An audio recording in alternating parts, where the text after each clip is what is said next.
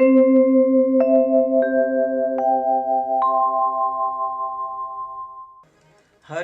शरणम हरि शरणम हरि शरणम हरि शरणम हरि शरणं हरि शरणं हरि शरणं हरि शरणं हरि शरणं हरि शरणं हरि शरणं।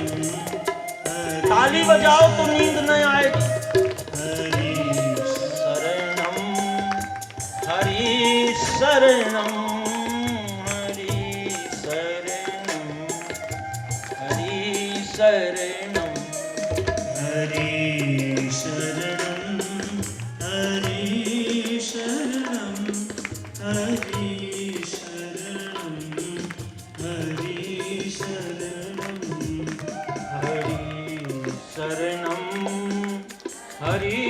शरणं हरि शरणम हरि शरणम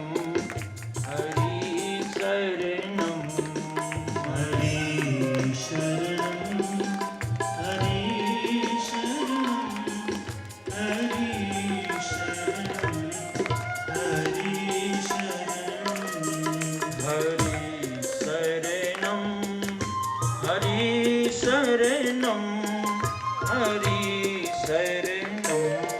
शरणम हरि शरणं हरि शरणं हरि शरणं हरि शरणं। बाल कृष्ण भगवान की जय। सुखदेव स्वामी कहते हैं, राजन एक दिन अब देखिए भगवान के पुत्र पोते सब हैं। एक दिन बच्चों ने कहा, दादाजी आप तो द्वारिका में ही रहते हो, कभी पिकनिक भी तो चलना चाहिए। तो बोले चलो। और आज भगवान एक वन में गए, उपवन में गए, और यहाँ बच्चे साथ में हैं, पोते साथ में हैं, और इन बच्चों को एकाएक प्यास लगाई और पास में जल नहीं दिखाई दिया। तो बोले भाई देखो कहीं व्यवस्था हो जल की। तो देखते हैं तो एक पुरानी बावड़ी थी। देखा इसमें जल है पर बहुत नीचे है। अब जल कैसे निकालें? तो भगवान सबके पास दुपट्टे थे, बोले अपने अपने दुपट्टे ले और ये कमंडल से जल निकालो। जल निकालने लगे, पानी तो कम निकला, पर इस दुपट्टे को पकड़ के एक गिरगिट, मोटा सा गिरगिट आ गया और ऊपर आया, एकदम जल्दी से भगा, भगवान के चरण को छुआ और चरण छूते ही ये चतुर्भुज रूप में आ गया। इसके लिए एक दिव्य विमाना भी आ गया। भगवान ने कहा भैया ये तो क्या आश्चर्य की बात है, अभी अभी तो तुम गिरगिट थे और देखते ही देखते तुम भगवान के स्वरूप को प्राप्त कर लिया, तुम हो कौन? इसने अपना परिचय बताया, नृगो नाम नृगंदोहम इच्छाकुतनय प्रभो दानिख्याहमानेषु यदि ते कर्णमस्मृशम। भगवान मैं इच्छाकुवंशी राजा नृग हूं। अगर आपने दानियों का नाम सुना होगा, दानियों की लिस्ट कभी पढ़ी होगी, तो भगवान आप मेरा नाम जरूर पढ़े होंगे। बोले भैया ऐसे तुम्हारे दान की क्या विशेषता है कि तुम इतने विख्यात हो गए? बोले भगवान मैंने इतनी गायों का दान किया कि मुझे गिनती का पता नहीं है। तो तुमने इतनी गायों का दान किया और गिरगिट योनि में पहुंच गए, इसका मतलब है कि अद्धा भोजन वृद्धा गाय और ऐसा दाता नरक में जाए। भोजन ब्राह्मणों को करवाओ, ब्राह्मणों भर को नहीं, अतिथों को, संतों को ऐसा भोजन मत करवाओ कि आधा आपके यहाँ फिर उनकी समस्या बनी रहे कि अब घर जाके करें।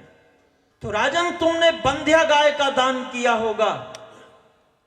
अब बंध्या गाय न गाय में न बछड़े में न बैल में, अब उसका क्या करोगे? 100 रुपया का भूसा खाएगी, ब्राह्मण रोज सुबह उठ के सुबह शाम गाली देंगे। बोले ना भगवान। तो राजन आपने गाय का दान तो किया होगा पर बछड़े को छीन लिया होगा। अब गाय तो दे दिया, अब वो उसके बच्चे को छीन लिया। बोले नहीं भगवान। तो राजन आपने लात मारने वाली गाय का दान किया होगा कि 200 रुपया का भूसा खाए और जब ब्राह्मण के बच्चे दूध निकालने जाएं तो वो चारों पैर से छलांग मारे, हाथ पैर भी तोड़ दे, मटकी भी तोड़ दे। ना भगवान। तो राजा तुमने किसी व्यापारी का 10 लाख रुपया मार दिया, 1 लाख की गाय दान कर दी, 9 लाख जेब में रख लिया। अन्याय के द्वारा संपत्ति कमा के तुमने गाय का दान किया होगा। राजा नृग ने कहा भगवान पयस्वनी तरुणी रूपशीला गुणोपपन्ना कपिला हेम श्रृंगी न्यायार्जिता रूप खुरात सवत्सा दुकूल भारना दुकूल माला भरना ददाओ।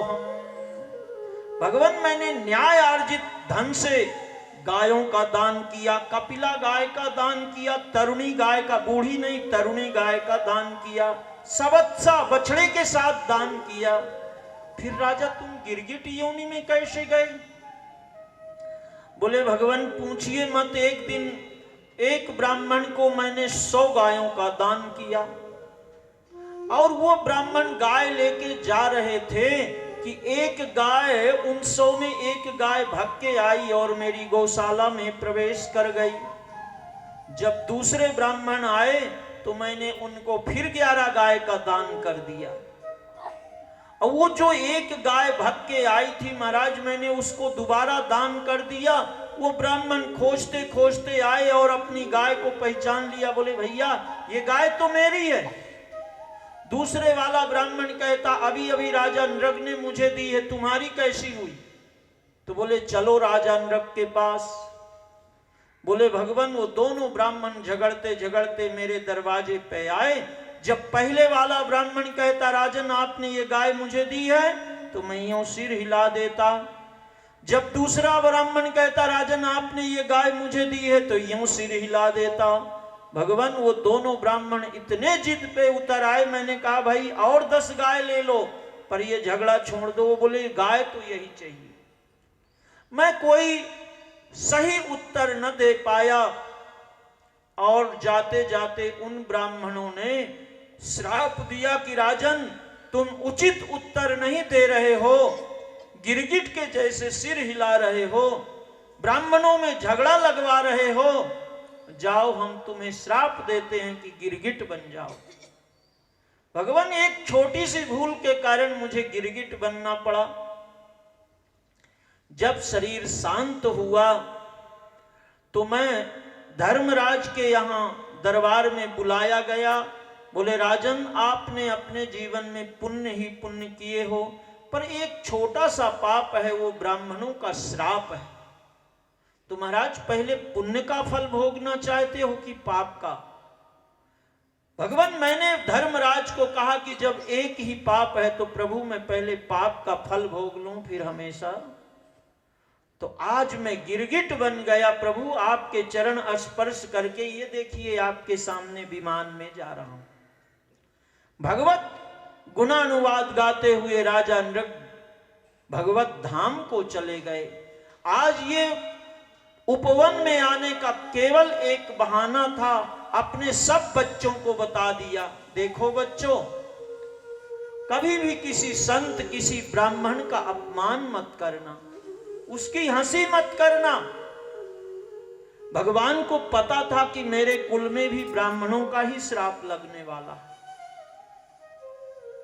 तो आज भगवान सावधान करते हैं कि अगर किसी ब्राह्मण का कभी भूल करके भी धन हरण मत करना। अगर कोई व्यवस्था ऐसी बन जाए तो अगर ब्राह्मण से लेने का काम पड़े तो उसका सवाया करके वापस लौटाना। भगवान आ गए। शुकदेव स्वामी कहते हैं अब सुखपूर्वक द्वारिका में निवास कर रहे हैं। इसी समय एक पौंड्रक नाम का राजा, जो नकली 2 भुजाएं बना करके अपने आप को वासुदेव कृष्ण कहने लगा, भगवान को एक पत्र लिखा और इसके चाटुकार मंत्री कहते हैं असली वासुदेव कृष्ण तो आप ही हो। भगवान को पत्र लिखता है कि या तो वासुदेव कृष्ण कहलाना बंद करो या मेरे से युद्ध करो।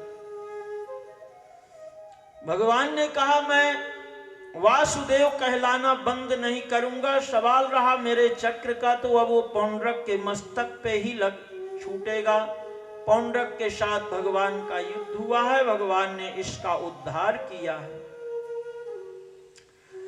एक दिन फिर भगवान की माया देवर्षि नारद पर आ गई। देखिए ये माया कितनी सूक्ष्म है। नारद जी विचार करते हैं कि भगवान की 16,108 रानियां हैं, देखूं तो किसके साथ भगवान रहते हैं। और आज भगवती रुक्मणी माता के महल में भगवान गए, नारद जी गए। अरे आइए नारद जी, यहां भगवान शास्त्र चर्चा कर रहे थे। आइए नारद जी। नारद जी ने कहा प्रभु आज बिल्कुल समय नहीं, अब किसी दूसरे दिन आऊंगा। आज तो ऐसे जा रहा था, मैं बोला मिलते हुए जाऊं। भगवती सत्यभामा के महल में नारद जी गए तो भगवान के ड्रेस बदले हुए हैं। अभी अभी तो ये दूसरे वस्त्र पहने थे, इतना जल्दी। और फिर मैं यहाँ आया, ये जल्दी पहुंच गए। लगता है अंदर अंदर कोई रास्ता बना रखे होंगे। मैं इधर से घूम के आया, ये यहाँ से पहुंच गए। यहां भगवती सत्यभामा के साथ भगवान चौसर खेल रहे हैं। फिर जामवंती के महल में, फिर मित्रवृंदा के महल, ऐसे प्रत्येक रानी के महल में नारद जी गए और भगवान को अलग अलग कार्य करते हुए देखा। तब ध्यान आया कि भगवान की माया ने तो आज मुझे मोहित कर लिया। भगवान के चरणों में आकर के दंडवत प्रणाम किया। कहते हैं ब्राह्मण धर्मस्य वक्ता हम करता तदनुमोदिता। हे नारद जी, मैं जैसे कहता हूं वैसे करता हूं। अहम धर्म, मैं धर्म का वक्ता हूं, करता तदनुमोदिता, वो ऐसे ही मैं करता हूं। आज मेरी माया ने आपको ठग लिया, इसका मुझे खेद है। नारद जी भगवत गुणानुवाद गाते हुए ब्रह्मलोक को चले गए। सुखदेव स्वामी कहते हैं राजन, अब द्वारिकाधीश भगवान सुखपूर्वक राज सिंहासन पर विराजमान हैं। उसी समय धर्मराज युधिष्ठिर का निमंत्रण आया। हे केशव, हमें जो खांडोप्रस्थ मिला था उसको हमने इंद्रप्रस्थ बना दिया है। तो अब हमारे यहां धन की कोई कमी नहीं है। तो केशव, अब हम राजसूय यज्ञ करना चाहते हैं। आप इस यज्ञ में पधारिए और इसकी व्यवस्था करिए। दूसरी तरफ जब भगवान ने 16,100 कुमारियों के साथ विवाह किया, कारागृह से मुक्त किया, तो जरासंध के कैदी राजाओं का आमंत्रण आया। ये कहते हैं केशव, आपने उन कुमारियों को कारागृह से मुक्त किया है तो हमारे ऊपर भी कृपा करिए, हमें भी इस दुष्ट जरासंध से मुक्त करिए। दोनों आमंत्रण भगवान को एक साथ में मिले। अब भगवान किसके साथ जाएं, किसकी तरफ जाएं? तो श्री उद्धव जी महाराज बैठे थे। जब ये पत्र मिला तो महामंत्री हैं उद्धव जी महाराज, कहने लगे हे केशव, भैया युधिष्ठिर राजसूय यज्ञ करना चाहते हैं, पर जब तक इस पृथ्वी पे जरासंध है तो ये राजसूय यज्ञ पूरा नहीं होने देगा। ये भले ही आपसे 17 बार हार चुका है, पर इसकी सैन्य शक्ति अभी भी बहुत बढ़ी चढ़ी है। तो अगर राजसूय यज्ञ करना है तो पहले जरासंध का उद्धार करवाओ। भगवान को ये बात अच्छी लगी। आज इंद्रप्रस्थ भगवान पधारे और यही सुझाव महाराज युधिष्ठिर को दिया और कहते हैं कि राजन, मेरे साथ में भैया भीम और अर्जुन को भेजो। ये जरासंध बड़ा ब्राह्मण भक्त हो गया है, अब तो हम इसे ऐसे मार नहीं सकते, इससे हम युद्ध की भिक्षा लेंगे। तो भैया भीम ने कहा, हम तो क्षत्रिय हैं केशव, हम भिक्षा कैसे मांगे? बोले आप मेरे साथ चलो और आगे का कार्य तो मैं करूंगा। आज एकादशी की तिथि पूरी हुई, द्वादशी के ठीक 12 बजे का समय है। जरासंध देखिए, भगवान 18वीं बार रण छोड़ के भागे और जरासंध वापस गया। क्यों? ये जरासंध अब की बार इतना विशाल यज्ञ किया, कृष्ण विजय यज्ञ, और ब्राह्मणों को कहा देखो, अगर कृष्ण से मैं विजय प्राप्त कर लिया तो आप मेरे राज्य में रहोगे, अन्यथा राज्य छोड़ के भागना पड़ेगा, मैं जेल में बंदी बना दूंगा। अब कृष्ण विजय यज्ञ चल रहा है, आहुति तो भगवान की दी जा रही है, आहुति और किसकी दी जाएगी? तो उस यज्ञ की रक्षा करने के लिए भगवान रण छोड़ के भागे। अब की बार जब भगवान रण छोड़ के भाग गए तो जरासंध की श्रद्धा भक्ति ब्राह्मणों पर हो गई, और ये जब तक ब्राह्मणों को जिमा नहीं देता था तो स्वयं जीमता नहीं था, इतना ब्राह्मण भक्त बन गया। अब तो भगवान आज बिना बुलाए मध्याह्न काल के समय में अलख निरंजन की आवाज किया, ऐसी आवाज गूंजी कि जरासंध के कानों में गई। ओह, संत बिना बुलाए आ गए, मैं तो धन्य हो गया। जल्दी जल्दी निकला और कहता है, महाराज आप लोगों की जो इच्छा होगी पूर्ण करूंगा, बताइए तो सही। भगवान ने कहा, राजन ध्यान से दे बात करना, हम आटा दाल वाले संत नहीं हैं। तो ये कहा, यार मुझे आप जानते नहीं हो, मगध नरेश जरासंध हूं, जिसके गदा को पूरी पृथ्वी जानती है, पूरी पृथ्वी के राजा जानते हैं, मांगो तो सही। जब भगवान के नजदीक पहुंचा तो देखता रह गया, ओ इसको तो मैं कहीं देखा हूं, पर अब ध्यान नहीं आ रहा। भाई ये ब्राह्मण तो नहीं है। तब तक अर्जुन की गदेली पे दृष्टि गई, तो ऐसे प्रत्यंचा खींचते थे ना, तो ये चमड़ी इतनी मोटी हो गई थी। बोले ये पक्का हो गया कि ये ब्राह्मण के हाथ नहीं है। जो वेद के पन्ने पलटेगा उसके हाथ तो बहुत कोमल होते हैं। और इतने में ये भैया भीम के यहां से दुपट्टा हटा तो देखा तो ये चमड़ी इतनी मोटी, ऐसे गदा रखते थे। जरासंध को पक्का विश्वास हो गया कि ये ब्राह्मण नहीं है, पर अगर कोई राजा भी मेरे भय के कारण संत बन करके ब्राह्मण बन के आया है और मैंने कह दिया है तो मैं दे दूंगा, चाहे मेरे प्राण ही क्यों न मांगे। ऐसा ये जरासंध। कहा मांगो क्या चाहते हो? भगवान ने कहा, युद्धम नो देहि राजेंद्र द्वंद्वशो यदि मन्यसे युद्धार्थिनो वयं प्राप्ता राजन्यान्य कांक्षिनः। युद्धम नो देहि राजेंद्र, हे राजेंद्र हमें युद्ध की भिक्षा दो। जरासंध ने कहा कि मैंने कह दिया तो जरूर दूंगा, पर अपना परिचय तो बताओ। भगवान ने कहा, असौ ब्रकोदर पार्थ, असौ ब्रकोदर पार्थ तस्य भ्राता अर्जुनो हयम् अनयोर्मातुलेयं मां कृष्णम जानीते रिपुम। ये ब्रकोदर हैं, इन्हें लोग भीम के नाम से जानते हैं, जिनका गदा त्रैलोक में प्रसिद्ध है। और तस्य भात अर्जुनो हयम, ये उन्हीं के अनुज अर्जुन है, जिनका गांडीव त्रैलोक में विदित है। और अनयोर मातुले अम्मा, मैं इनके मामा का बेटा, जिसे संसार तुम्हारे शत्रु के रूप में जानता है। कृष्णम जानी ही तेरी पुम, मेरा नाम कृष्ण है, संसार में जरासंध के शत्रु के नाम से विख्यात हूं। जब भगवान श्री कृष्ण का नाम जरासंध ने सुना, ठहाका मार के हंसने लगा। ओ कृष्ण, वही तो मैं देख रहा था कि मैंने तो इसको कहीं देखा है।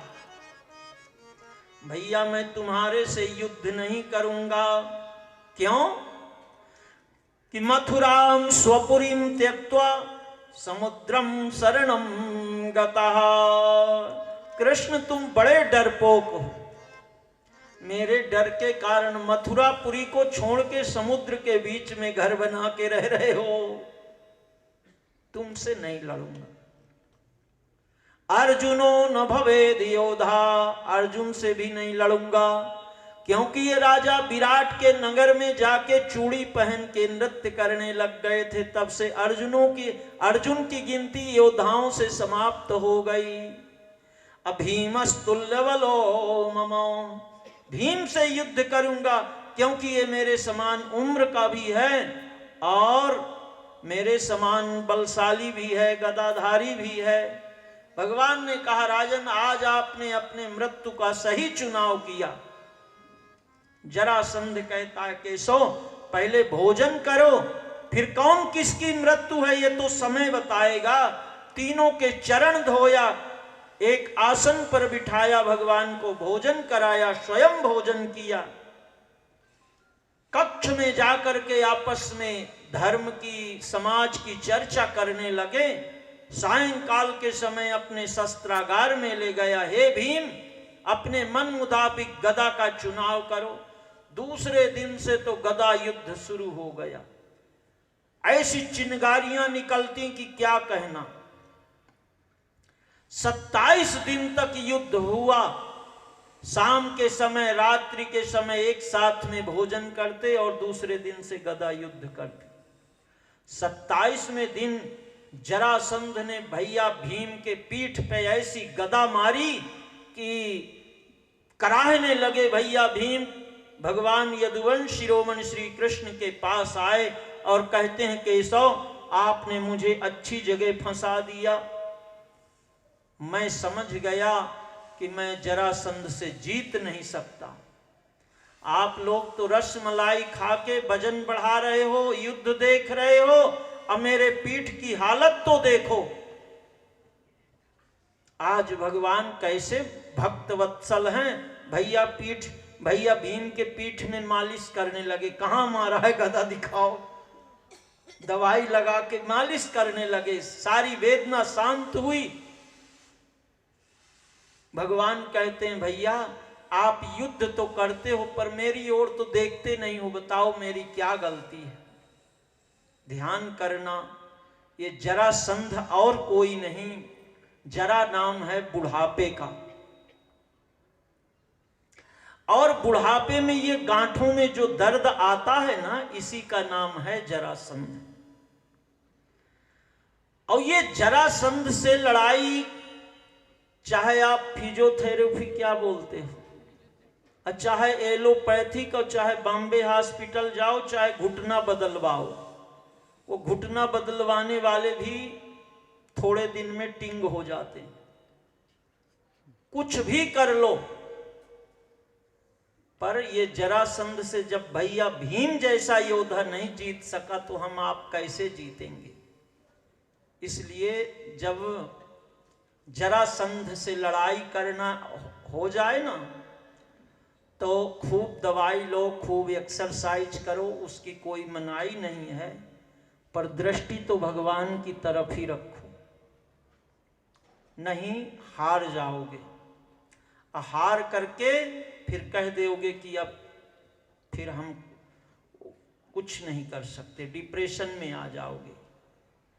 तो इसलिए भैया खूब दवाई लो, खूब एक्सरसाइज करो, पर भगवान को भूलो मत। अपनी दृष्टि तो भगवान पे ही रखो, तब भगवान आपके सहायता करेंगे। आज 28वें दिन फिर से युद्ध शुरू हुआ। अब की बार भैया भीम ने यों पछाड़ दिया, और जैसे पछाड़ा तो भगवान की ओर देखा। भगवान एक घास लगी थी, उसको ऐसे उखाड़ लिया भगवान, और जैसे भैया भीम की दृष्टि गई तो ऐसे फाड़ दिया, और एक को यों फेंक दिया, एक को यों फेंक दिया। भगवान का इशारा पाके भैया भीम ने इसको पटका और बीच से ऐसे फाड़ के इधर फेंक दिया, इधर फेंक दिया। जरासंध के प्राण निकल गए। ये मगध नरेश का पुत्र है। ये मगध नरेश की 2 रानी हैं, कोई पुत्र नहीं था। एक संत आए, बोले एक फल देगा। बोले महाराज ये जिस रानी को खिलाओगी वो पुत्रवती हो जाएगी। अब मगध नरेश को दोनों रानी प्रिय थी, तो ये आधा फल इस रानी को, आधा फल इस रानी को, और 2 भाग से 2 पुत्र हुए। एक पुत्र के 2 भाग हो गए, आधा इस रानी को, आधा इस रानी को। जब इनका जन्म हुआ तो महाराज मगध नरेश कहते हैं ये तो संतों का श्राप ही है, इसका मैं क्या करूंगा, ले जाके बाहर छोड़ दिया। ये जो शल्य चिकित्सा है ना, ऑपरेशन है ना, कितना बढ़ा चढ़ा था। जरा नाम की एक राक्षसी रहती थी, वो शल्य क्रिया के द्वारा ऑपरेशन करके दोनों बच्चों को जोड़ दिया। और ये ऐसा वज्र का शरीर इसका कि चाहे वज्र का प्रहार हो कुछ फर्क नहीं पड़ेगा, पर जहां से वो टांके लगे थे, जोड़ हुआ था ना, वो भाग कमजोर रह गया। इस बात का ज्ञान केवल श्री कृष्ण को था। भगवान ने भीम की तरफ इशारा किया, और ये था भारत का विज्ञान, ये था भागवत का विज्ञान। जरासंध का उद्धार हुआ। अब जरासंध के यहां जो बड़े बड़े राजाओं को इसने जेल में बंद बना दिया था। सब राजाओं ने एक मंत्र लिखा है, आप लोग भी इसे धारण करो।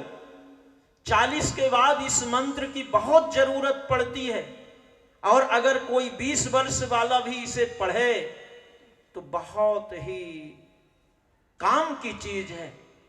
2 गोली नींद लेने से भी नींद न आवे तो बिस्तर में जाने से पहले हाथ पैर धोइए, शुद्ध हो जाइए। पैर जरूर धोइए, हाथ जरूर धोइए, अपने ऊपर जल का छिड़काव करिए, पवित्र होकर के 11 बार इस मंत्र का जप करिए, फल आपके सामने रहेगा। कृष्णाय वासुदेवाय हरे परमात्मने प्रणतक्लेशनाशाय गोविंदाय नमो नमः। किसी प्रकार का घर में क्लेश हो, कोई विपत्ति आ गई हो, ये महामंत्र है। राजाओं ने ये मंत्र लिखा और भगवान कारागृह से इन राजाओं को मुक्त किया।